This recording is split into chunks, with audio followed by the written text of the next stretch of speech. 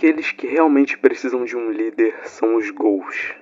Se ninguém se apresentar, eles continuarão a morrer sem propósito, e o mundo vai continuar como está. Talvez isso não seja algo ruim, mas o mundo é como um ovo.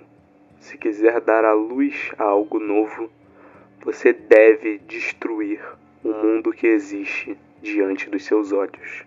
Dentro de Tokyo Ghoul, existe uma personagem extremamente importante que mudou para sempre o curso da história e tem uma das construções mais absurdamente bem feitas que existem dentro da obra. Uma personagem que começa como uma vilã sanguinária em primeira instância, mas que na verdade possui muito mais camadas a serem analisadas conforme a história vai se passando.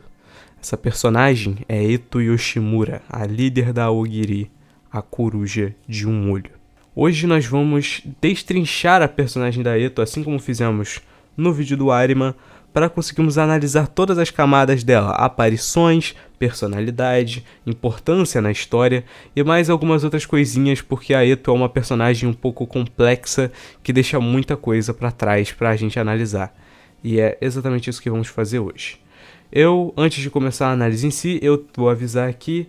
Nesse vídeo, os spoilers vão ser de Tokyo Ghoul e Tokyo Ghoul RE, especificamente até o arco da invasão da Cocleia. A gente não vai falar aqui sobre os eventos envolvendo o final da obra, porque por mais que tenham algumas coisas sobre a Eto ali no final, eu não acho que isso seja relevante pra gente analisar a personagem, porque além de dar uma frase emblemática pra ela, a participação dela no final não tem muita diferença.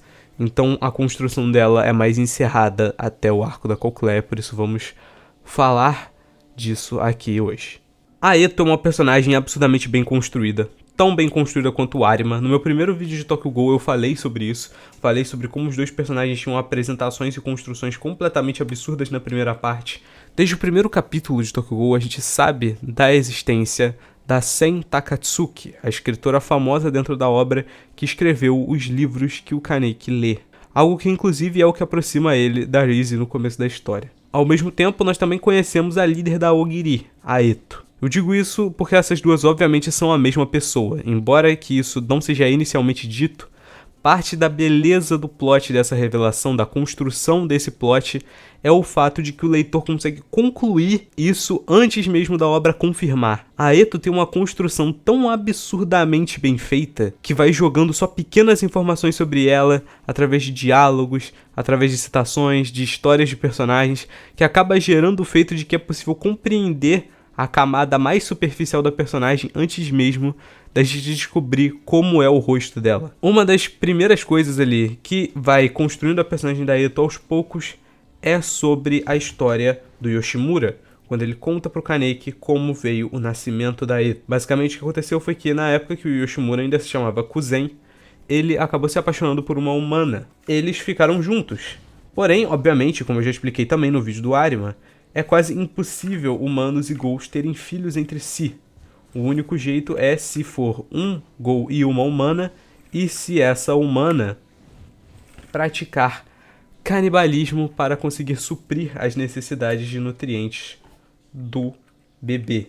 E é exatamente isso que ela fez, formando assim esse milagre que é a existência da Eto dentro desse universo. Não era para Eto conseguir ter nascido naquelas circunstâncias, mas ela nasceu sendo um Ghoul de um olho natural.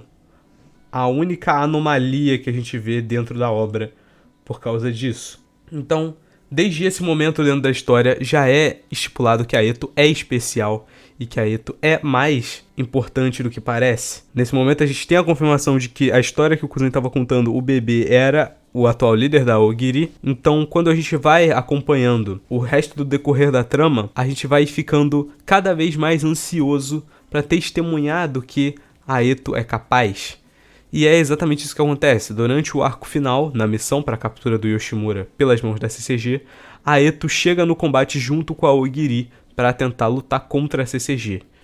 E se você leu, você sabe que essa luta é simplesmente um massacre. A Eto ativa a forma da Kakuja dela, da coruja de um olho, e ela sai facilmente aniquilando todos os membros poderosos da CCG que estavam presentes ali no local. É simplesmente sanguinário esse momento. É tudo que a personagem da Eto foi construída para ser brilhando aqui naquele exato instante. A mesma coisa que aconteceu com o Arima. O Arima era um personagem que estava sendo construído há muito tempo e, nesse momento, a gente vê ele brilhando e é exatamente o mesmo que acontece com a Eto. E aí a gente tem aquela finalização maravilhosa onde a Eto revela o rosto dela.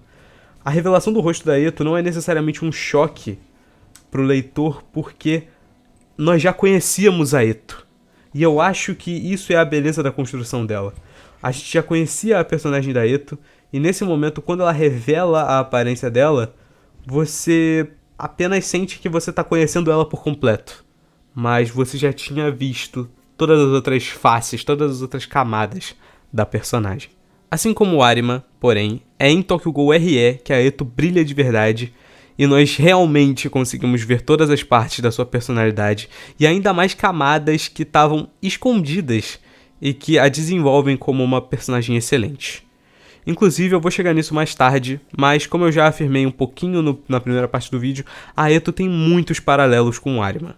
Um personagem que a princípio representa uma força antagônica a ela, mas com o passar do tempo parece cada vez mais próximo do que ela é. Mas em breve eu vou chegar lá. Ela passa a primeira parte da história sumida, mas volta a aparecer durante a missão de extermínio da família Tsukiyama. Ela conversa com a Kanai, explicando alguns conceitos que ela possui sobre Deus, sobre suas crenças mais profundas, debatendo com a Kanai sobre os sentimentos dela a respeito do Tsukiyama. E esse é um momento chave, não só para a personagem da Kanai, que é extremamente interessante, mas também é ótimo para a gente entender uma característica da Eto que não tinha ficado muito clara até então. Ela é extremamente manipuladora, porém fugindo do estereótipo que nós geralmente vemos desse tipo de personagem. A Eto manipula as pessoas à volta dela para a conclusão do objetivo que ela possui. Algo que é revelado, no caso, esse objetivo é revelado mais pra frente dentro do mangá. Esses traços de manipulação já tinham até tido alguns indícios pela conversa que ela tem com a Hinami e com o Kaneki na parte 1 da história, mas não tinham ficado tão claros, já que naquela época ela ainda estava se disfarçando como Sen Takatsuki. Então, naquele momento a gente não tinha a confirmação de que ela realmente tinha esses traços manipuladores. Ela parecia ter alguns pela maneira com a qual ela conversava com a Hinami, mas não tinha ficado nada confirmado. Após isso, então, ela confronta a Raiz e Sasaki no telhado do prédio onde estava acontecendo aquela operação, sendo, inclusive, uma das principais responsáveis por fazer ele voltar a ser o Kaneki.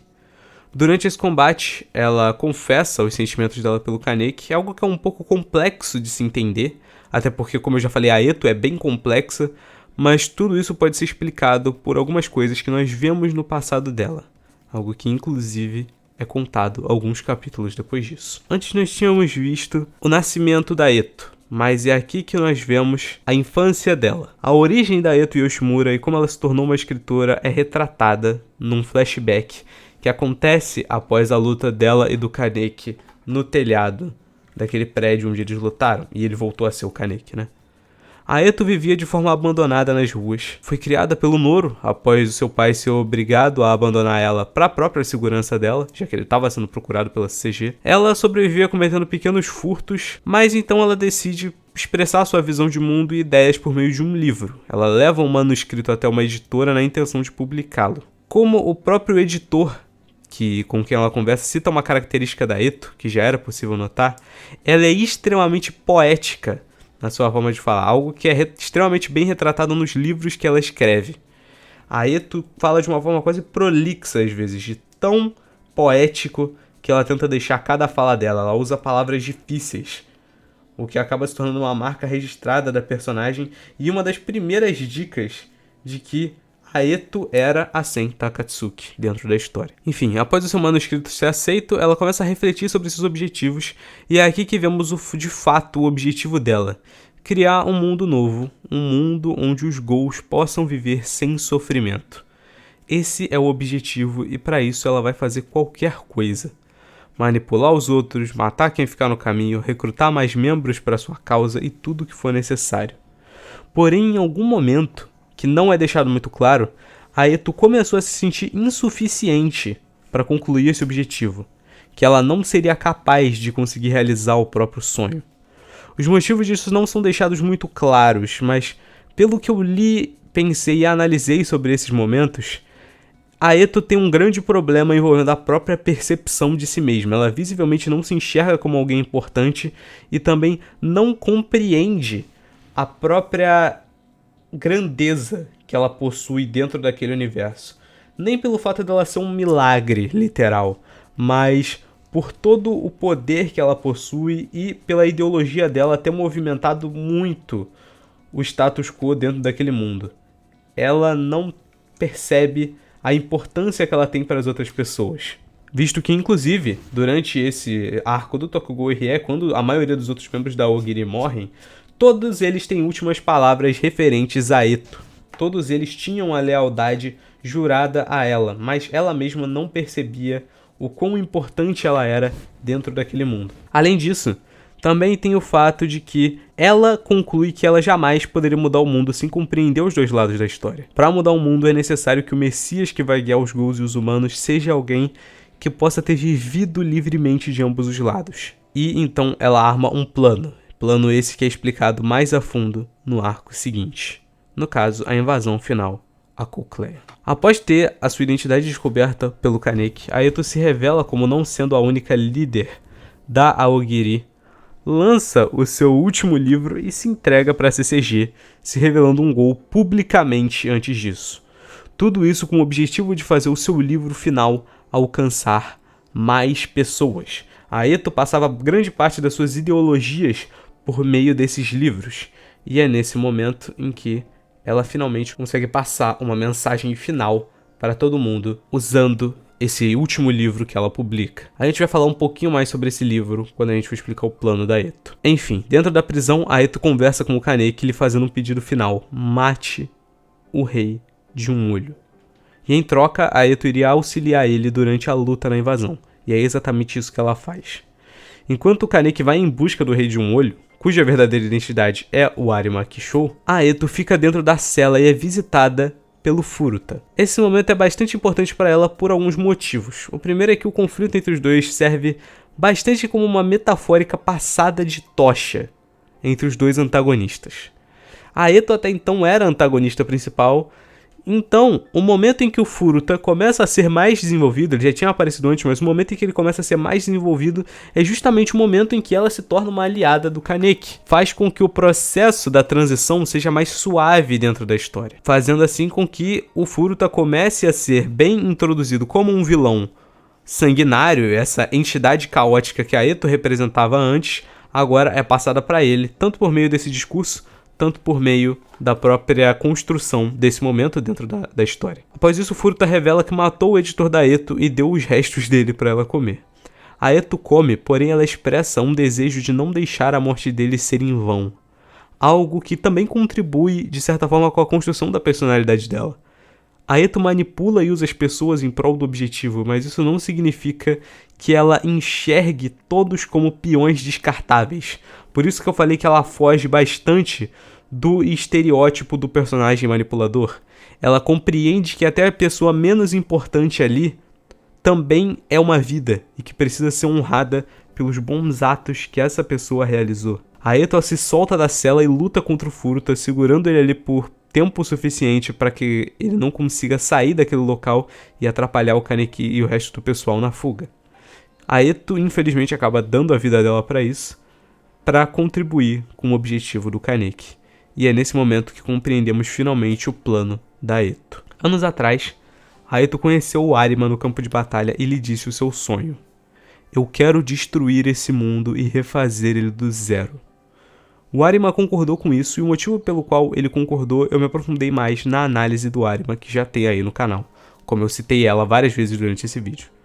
A Eto afirma que ela e o Arima são aqueles que vão esquentar o trono, entre aspas, para quando o real rei de um olho aparecer.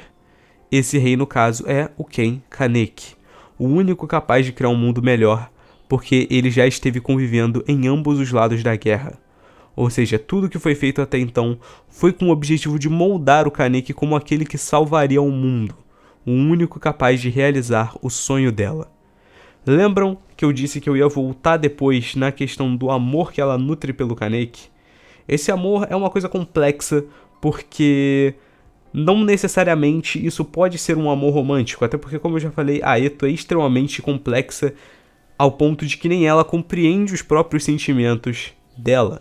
Então, o que eu posso concluir sobre essa situação é que não necessariamente é um amor romântico. Pode até ser que seja, mas o que eu interpretei sobre essa cena é que a Eto se apaixonou pelo que o Kaneki representa, por tudo que ele é, por tudo que ele vai fazer. Ele é a pessoa que vai cumprir o sonho dela, e é por isso que ela expressa esse amor que ela sente por ele. Concluindo isso, a Eto tem muitas semelhanças com o Arima. Da primeira vez que eu li, eu achei que ela tinha mais semelhanças com o Kaneki, mas ela tem muito mais semelhanças com o Arima, se você parar para compreender melhor o que está sendo dito. Ambos nasceram como anomalias completamente fora dos padrões para suas raças, representando o ápice deles naquele mundo. 2 híbridos de Ghoul e humano, um por experimento e a outra gerada por amor, embora ela não saiba disso.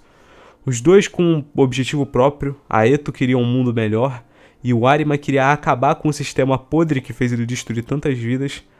As visões dos dois se cruzaram e os fez passar o resto das suas vidas cooperando até terminar de moldar o Kaneki como o verdadeiro rei, o verdadeiro Messias que iria ser capaz de criar o mundo melhor como um todo e realizar finalmente o sonho da Eto. Concluindo essa análise, eu gostaria só de citar 2 passagens de livros que a Eto escreveu que são ditas dentro da história e que dizem bastante sobre ela e sobre o Kaneki.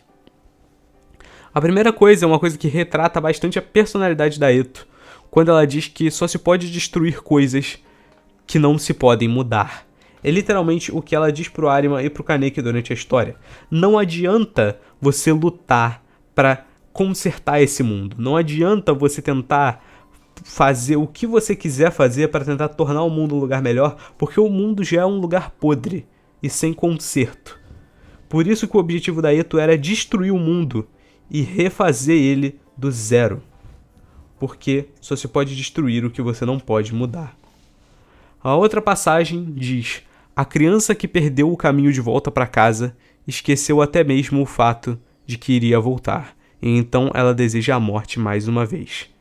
O Kaneki se identifica com essa passagem desse livro, o que, além de dizer bastante sobre a personalidade do Kaneki, é literalmente o que acontece ele com diversos momentos da história, e principalmente em Tokyo Ghoul RE, com o objetivo que ele tem na fase de Black Reaper sobre morrer com estilo e coisas do tipo. Tem tudo a ver com o Kaneki, essa passagem. E é nesse momento que eu digo pra vocês que o próximo vídeo de Tokyo Ghoul vai ser finalmente a análise do Kaneki. Um personagem tão bom e um personagem tão complexo que tem bastante coisa pra gente analisar aqui também. Mas enfim, o vídeo foi isso.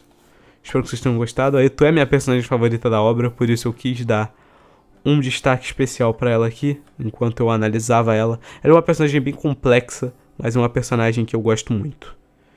No mais é isso, comenta aí o que vocês acharam, deixa o like, se inscreve, até o próximo vídeo e falou.